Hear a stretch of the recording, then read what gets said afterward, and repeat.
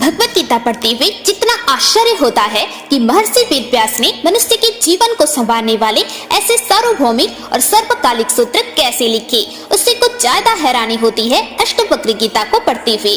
आखिर महर्षि अष्टवक्र को इतना गहरा ज्ञान कैसे प्राप्त हुआ और इतने महान अष्टवक्र को उनके पिता ने श्राप क्यों दिया? आइए जानते हैं महर्षि अष्टवक्र के जीवन की उलझी हुई कहानी के बारे में। ऋषि उद्दलक के आश्रम में कई शिष्य वैदिक ज्ञान अर्जित करने आते थे। इन्हीं शिष्यों में से एक थे कहोड़। कहोड़ जो एक सौम्य स्वभाव का था, उसने लंबे समय तक अपने गुरु की सेवा की। ऋषि उद्दलक अपने शिष्य कहोड़ को अत्यधिक पसंद करते थे और उन्होंने अपनी पुत्री सुजाता का विवाह कहोड़ से कर दिया। के साथ सुजाता गर्भवती हो गई और वह चाहती थी कि उसकी संतान इतनी बुद्धिमान हो कि महान से महान ऋषि भी उसके सामने कमजोर पड़ जाए। इसी उद्देश्य के साथ सुजाता ऋषि उद्दलक और कहोड़ द्वारा शिष्यों को दिए जाने वाले वैदिक ज्ञान से जुड़ी शिक्षाएं देने लगी, ताकि गर्भ में रहकर ही उसकी संतान सभी मंत्र उच्चारण और उनके अर्थों को समझ पाए। लेकिन एक दिन अचानक उनके पिता कहोड़ ऋषि की वेद पठन के दौरान ही सुजाता के गर्भ में से उनकी संतान ने कहा कि जिस तरह आप छंद पढ़ रहे हैं यह वैसे नहीं पढ़ा जाता। कहोड़ ऋषि को शिष्यों के सामने ऐसा व्यवहार तिरस्कार स्वरूप लगा और क्रोधावश उन्होंने अपने ही पुत्र को श्राप दे दिया कि वह विकलांग संतान के रूप में जन्म लेगा।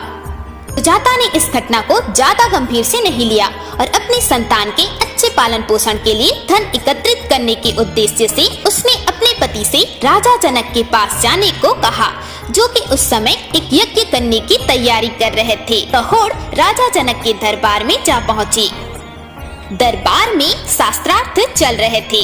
शास्त्रार्थ में जो भी हार जाता था उसे जीतने वाले की ओर से दंडित किया जाता था। इस प्रकार कहोड़ उस शास्त्रार्थ में सम्मिलित हुए। वहाँ वनदिन से शास्त्रार्थ में उनकी हार हो गई। हार हो जाने के फलस्वरूप कहोड़ को जल में डुबा दिया गया। इस घटना के बाद अष्टवक्र का जन्म हुआ। पिता के ना होने के कारण वह अपने नाना उद्दलक को अपना पिता और अपने मामा श्वेतकेतु को अपना भाई समझता था। एक दिन जब वह उद्दलक की गोद में बैठा था तो श्वेतकेतु ने उसे अपने पिता की गोद से खींचते हुए कहा कि हट जा तू यहाँ से, यह तेरे पिता का गोद नहीं है। अष्टवक्र को यह बात अच्छी नहीं लगी और उन्होंने तत्काल अपनी माता के पास आकर अपने पिता के विषय में पूछा। माता ने अष्टवक्र को सारी बातें सच सच बता दी। अपनी माता की बातें सुनने के पश्चात अष्टवक्र अपने मामा श्वेतकेतु के साथ वनदिन से शास्त्रार्थ करने के लिए राजा जनक के यज्ञशाला में पहुँचे। वहाँ द्वारपालों ने उन्हें रोकते हुए कहा कि यज्ञशाला में बच्चों को जाने की आज्ञा नहीं है।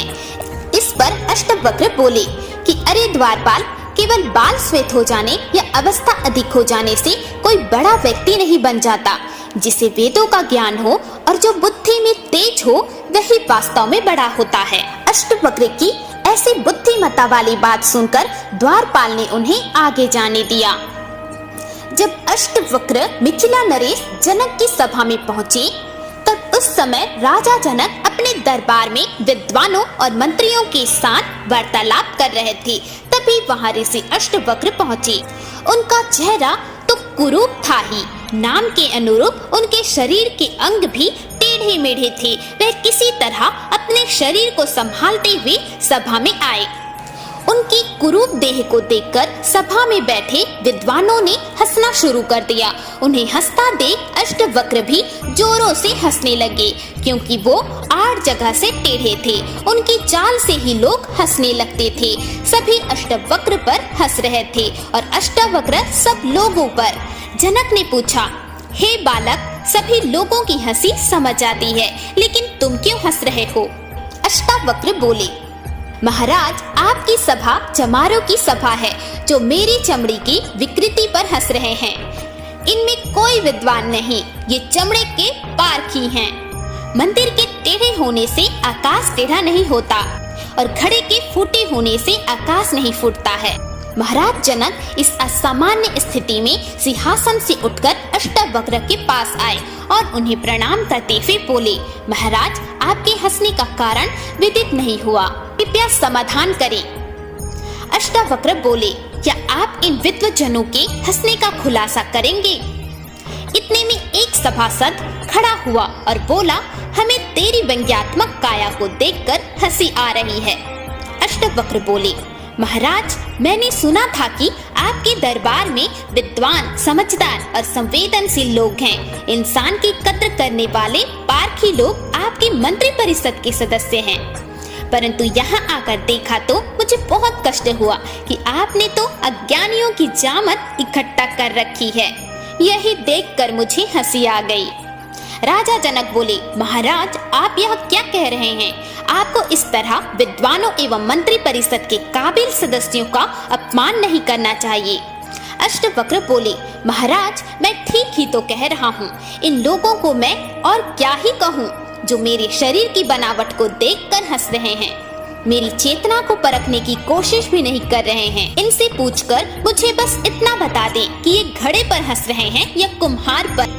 यह सुनते ही राजा जनक सहित सभी विद्वानों को अपनी भूल का एहसास हो गया। लेकिन फिर भी राजा जनक ने अष्टवक्र की परीक्षा लेने के लिए पूछा। राजा जनक ने पूछा, हे ब्राह्मण पुत्र, जो मनुष्य 30 अंग वाले, 12 अंश वाले, 24 पर्व वाले, 360 आरे वाले पदार्थ के अर्थ को जानता है, वह सबसे बड़ा पंडित है। अष्टवक्रा ने तुरंत उत्तर दिया, हे राजन, 24 पर्व, 6 नाभि, 12 प्रधि और 360 आरे वाला वह शीघ्रगामी काल चक्र आपकी रक्षा करे। राजा जनक ने फिर कहा, जो दो वस्तुएं अश्वनी के समान से संयुक्त और बाज पक्षी के समान टूट पड़ने वाली है, उन्हें देवताओं में से कौन सा देवता गर्भाधान करता है? वे वस्तुएं क्या उत्पन्न करती हैं? अष्टवक्र ने कहा, हे राजन, ऐसी अशुभ वस्तुओं की आप कल्पना भी ना करें। वायु उनका सारथी है, मेघ उनका जन्मदाता है, फिर वे भी मेघ को उत्पन्न करती हैं। राजा जनक ने पूछा, सोते समय आँख कौन नहीं मुनता? जन्म लेकर कौन नहीं हिलता? हृदय किसके नहीं है? और कौन सी वस्तु वेग के साथ बढ़ती है? अष्टवक्र ने कहा, मछली सोते समय अपनी आँख नहीं मुनती, अंडा उत्पन्न होकर नहीं हिलता, पत्थर के हृदय नहीं है, और नदी वेग से बढ़ती है। अष्टवक्र के उत्तरों को सुनकर राजा जनक प्रसन्न हो गए और उन्हें वंदित के साथ शास्त्रार्थ की अनुमति प्रदान कर दी।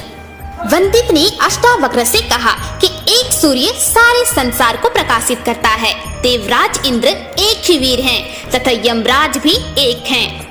अष्टवक्र बोले कि इंद्र और अग्निदेव दो देवता हैं, नारद तथा पर्वत दो देवर्षि हैं, अश्वनी कुमार भी दो ही हैं, अर्थ के दो पहिए होते हैं और पति पत्नी दो सहचर्य होते हैं।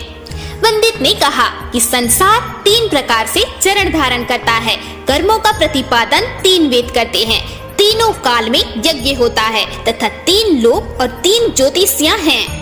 अष्टवक्र बोले कि आश्रम 4 हैं, वर्ण 4 हैं, दिशाएं 4 हैं और ओंकार, आकार, उकार तथा मकार ये वाणी के प्रकार भी 4 हैं। वंदित ने कहा कि यज्ञ 5 प्रकार के होते हैं, यज्ञ की अग्नि 5 है, ज्ञानेंद्रियां 5 हैं, पंच दिशाओं की अप्सराएं 5 है, पवित्र नदियां 5 हैं तथा पंक्ति 6 में 5 पद होते हैं। अष्टवक्र बोले कि दक्षिणा में 6 गायें देना उत्तम है, ऋतुएं 6 होती हैं, मल सहित इंद्रियां 6 हैं, कृतियां 6 होती हैं और साधस्क भी 6 ही होते हैं। पंडित ने कहा कि पालतू पशु 7 उत्तम होते हैं और वन्य पशु भी 7 ही, 7 उत्तम छंद हैं, सप्तऋषि 7 है और वीणा में तार भी 7 ही होते हैं। अष्टवक्र बोले कि 8 वसु है तथा यज्ञ के स्तंभक कोण भी 8 होते हैं।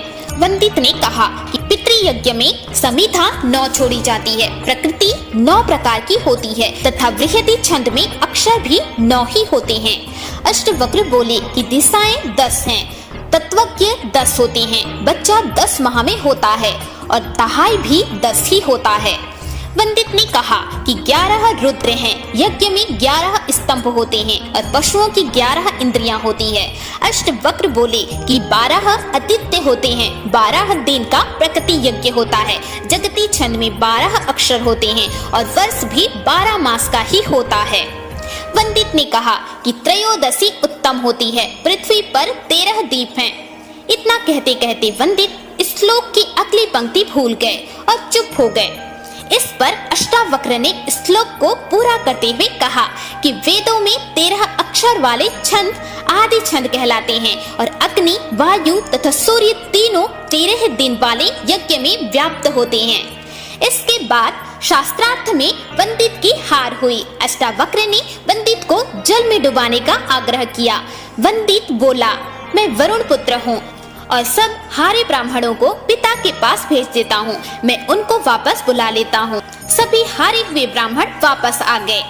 उनमें अष्टवक्र के पिता कोहड़ भी थे। इसके बाद राजा जनक ने अष्टवक्र को अपना गुरु बना लिया और उनसे आत्मज्ञान प्राप्त किया। राजा जनक और अष्टवक्र के इस संवाद को अष्टवक्र गीता के नाम से जाना जाता है। दोस्तों, इस वीडियो में हमने जाना कि अष्टवक्र के पिता ने अष्टवक्र को श्राप क्यों दिया और अष्टवक्र कितने महाऋषि थे।